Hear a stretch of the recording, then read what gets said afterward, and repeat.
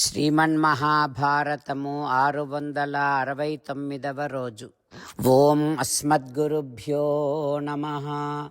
నారాయణం నమస్కృత్య నరం చైవ నరోత్తమం దేవీం సరస్వతీం వ్యాసం తతో జయం ఉదీరయేత్.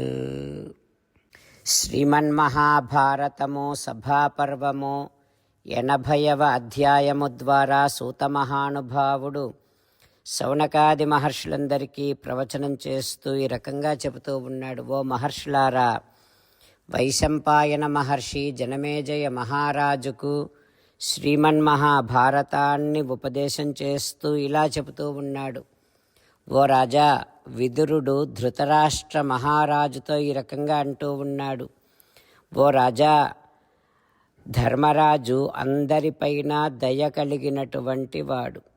అటువంటి వాడు నీ కొడుకుల మోసముతో రాజ్యాన్ని కోల్పోయాడు. ఆ కోపముతో కళ్ళు విప్పటం లేదు. ఆయన తన ముఖాన్ని కప్పుకున్నాడు. ఎందుకంటే భయంకరమైనటువంటి నాహం జనం నిర్దహేయం దృష్ట్వా ఘోరేణ చక్షుషా, భయంకరమైనటువంటి నా చూపుతో నిరపరాధులైనటువంటి ప్రజలు మండిపోకూడదు అనే భావముతో ధర్మరాజు సక్పిథాయ ముఖం రాజా, తన ముఖాన్ని కప్పుకొని వెడుతూ ఉన్నాడు. ఇక భీమసేనుడు ఎట్లా వెడుతున్నాడో చెబుతున్నాను, విను.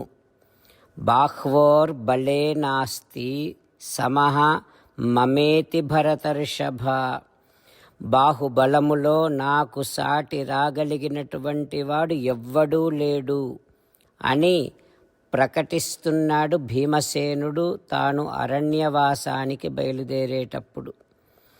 అందుకోసమనే తన విశాలమైన బాహువుల వైపు చూస్తూ భీమసేనుడు వెడుతున్నాడు. రాజా, శత్రువులపైన ప్రతీకారము చేసేందుకు పరాక్రమించాలి అని అనుకుంటున్నాడు. అది భీమసేనుడి అభిప్రాయం. ఇక కౌంతేయుడు, సవ్యసాచి అయినటువంటి అర్జునుడు ఇసుక చల్లుతూ వెడుతూ ఉన్నాడు. ధర్మరాజును అనుసరిస్తూ ఉన్నాడు. ఎందుకు ఇసుక చల్లుతున్నాడు? ఇప్పుడు తాను వెదజల్లుతున్నటువంటి ఇసుక రేణువులు ఒకదానితో ఒకటి కలియకుండా నేలపైన ఎట్లా పడుతున్నాయో, శత్రువులపైన తాను కురిపించబోయేటటువంటి శరవర్షము, బాణవర్షము కూడా ఒకదానిని ఒకటి తగులుకొనకుండా అన్ని బాణముల చేత శత్రువులను సంహరించాలి అని దాన్ని సూచిస్తూ ఇసుకను చల్లుతూ వెడుతూ ఉన్నాడు అర్జునుడు. ఇక సహదేవుడు తన ముఖము పైన మట్టి పూసుకొని వెడుతున్నాడు. నా ముఖాన్ని ఎవ్వరూ తెలుసుకోకూడదు అనే భావముతో మట్టి పూసుకొని వెడుతున్నాడు. రాజా, దారిలో నేను ఏ స్త్రీ మనస్సును కూడా దొంగిలించకూడదు అనే భావనతో నకులుడు ఒళ్ళంతా దుమ్ము పూసుకొని వెడుతూ ఉన్నాడు. ఇక ద్రౌపది ఏకవస్త్ర ప్రరుదతి ముక్తకేశీ రజస్వల శోణితేనాక్తవసన ద్రౌపదీ వాక్యమబ్రవీత్.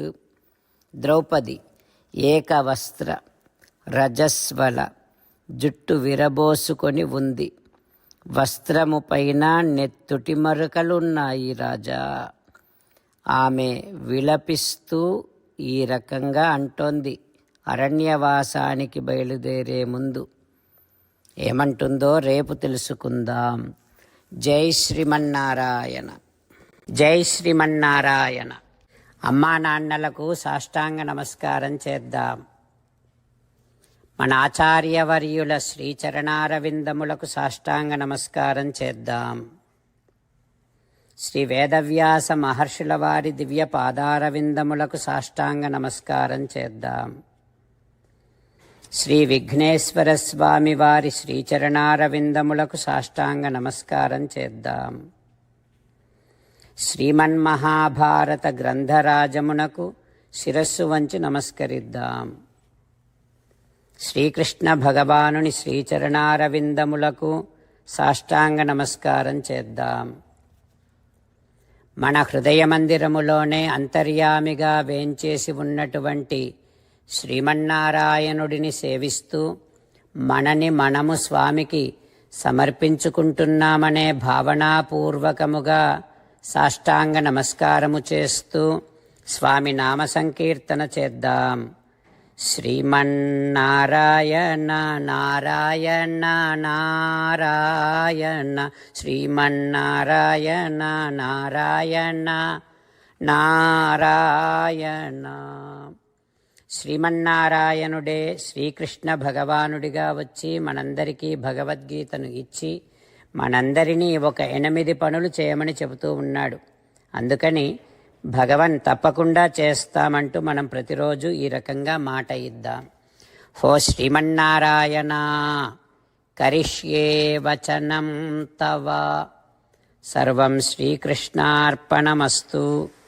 జై శ్రీమన్నారాయణ.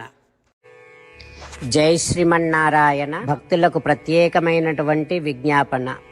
మీకు అన్ని విషయాలలో వెంటనే మంచి ఫలితాలు రావాలి అనంటే ప్రతిరోజు 1 నిమిషం వెచ్చించి నారాయణాస్త్రాన్ని చదవండి. ఇక మీకు తిరిగే ఉండదు. నారాయణాస్త్రాన్ని పొందడానికి మీరేం చేయాలంటే నారాయణాస్త్రం అనే వెబ్సైట్కి వెళ్ళి మీ పేరు మీ ఈమెయిల్ ఇస్తే మీ ఈమెయిల్కి నారాయణాస్త్రం PDF వస్తుంది. అందులో ఒక రామాయణ శ్లోకం, ఒక గీతా శ్లోకం, ఒక విష్ణునామం ఉంటాయి. ఆ 3 కలిపి నారాయణాస్త్రం అంటాం. ప్రతి ఒక్కరికి వేరువేరు శ్లోకాలను ఇస్తున్నాం. ఆ రకంగా ఎవరి శ్లోకాన్ని వారు ప్రతిరోజు తప్పనిసరిగా చదవటం వలన ప్రతిరోజు ప్రతి 24,000 భక్తులతో ఒకసారి సంపూర్ణ రామాయణ పారాయణ, 33 సార్లు శ్రీమద్ భగవద్గీత పారాయణ, 24 సార్లు శ్రీ విష్ణు సహస్రనామ స్తోత్ర పారాయణ జరుగుతుంది. ప్రతి ఒక్కరికి అంతటి విశేష ఫలితము ప్రతిరోజు లభిస్తుంది. అందుకని మీరు మీ కుటుంబ సభ్యులు అందరూ ఒక్కొక్కరు ఒక్కొక్క నారాయణాస్త్రాన్ని వెంటనే పొందండి. జై శ్రీమన్నారాయణ. శ్రీమద్ భగవద్గీత సారాంశముగా 18వ అధ్యాయములో 65 నుంచి 69 శ్లోకముల ద్వారా శ్రీకృష్ణ భగవానుడు మనందరినీ ఒక 8 పనులు చేయమని చెబుతూ పరమాత్మ ఈ రకంగా అంటూ ఉన్నాడు. ఎవరెవరైతే నేను చెప్పిన ఈ 8 పనులు చేస్తారో వారందరూ నాకు చాలా ఇష్టమైన వారవుతారు. అప్పుడు వారిని నేను సకల పాపముల నుండి సకల దుఃఖముల నుండి విముక్తులను చేసి నా అంతటి వారిగా చేసుకుంటా, తరగని ఆనందాన్ని అనుభవింపచేస్తా.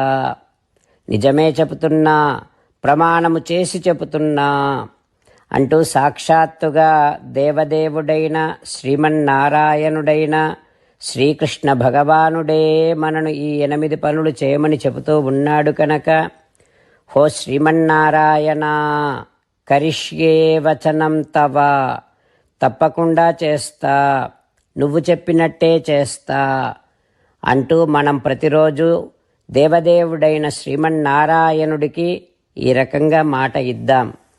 హో శ్రీమన్నారాయణ నువ్వు చెప్పినట్టే నేను నిన్నే సంతతము ధ్యానము చేస్తూ ఉంటా. హో శ్రీమన్నారాయణ నువ్వు చెప్పినట్టే నేను నీ భక్తుడిగానే ఉంటా. హో శ్రీమన్నారాయణ నువ్వు చెయ్యమన్నట్టే నేను నా విధులను కర్తవ్యాలను నీ సేవగా నీ తృప్తి కోసమనే సక్రమంగా నిర్వర్తిస్తూ ఉంటా. హో శ్రీమన్నారాయణ నువ్వు చెప్పినట్టే నేను నీవాడిని అనే మహావిశ్వాసాన్ని సంతతము కలిగి ఉంటూ నా హృదయములో నీకే నమస్కరిస్తూ ఉంటా.